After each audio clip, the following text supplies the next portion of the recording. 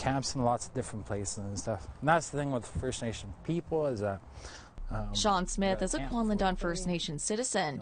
He can still remember the stories his grandmother would tell him about Chinook salmon. Things where we didn't. My grandma would tell me stories of her actually going salmon fishing and then cutting and drying the salmon for weeks. But for Smith, it's a different story. I'd say it's within 15 to 20 years we haven't fished. We haven't put a net in down through here. That's because these fish have been declining for decades. Last summer, around 33,000 Chinook made it to their spawning grounds in the Yukon, well below the historical average of around 55,000 fish. This year's numbers are even lower at 31,000 Chinook. Like many others, Smith no longer harvests Chinook, so they have a chance to repopulate.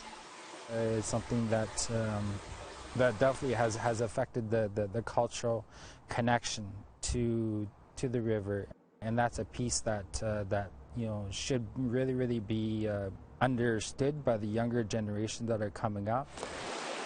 Out of precaution, many Yukon First Nations voluntarily closed Chinook harvesting to their citizens. The issue is so pressing it was raised at an all-candidates forum last week hosted by the Council of Yukon First Nations. Yukon First Nations have been restricting Aboriginal rights to harvest Yukon River salmon for well over 20 years. How do you plan to address this major issue for Yukon First Nations on a national front? All 5 candidates say they're committed to the issue.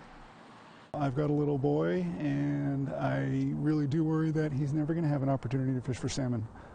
James McDonald is a Ta'an-Quachin Council citizen and the chair of the Yukon Salmon Subcommittee. He says there's a combination of factors for the Chinook's decline, including climate change.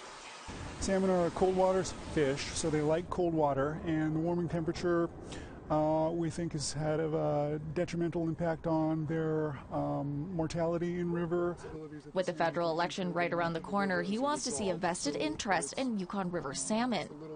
Anytime, salmon is in the news or there's a public awareness initiative around salmon, that's the positive signal that people care about these species, that they want to maintain and protect these stocks now and into the future. We did fish down along Labarge. Meanwhile, Smith says he's trying to stay positive about the salmon.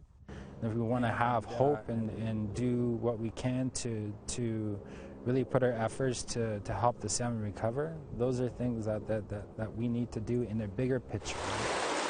Sarah Connors, APTN National News, Whitehorse.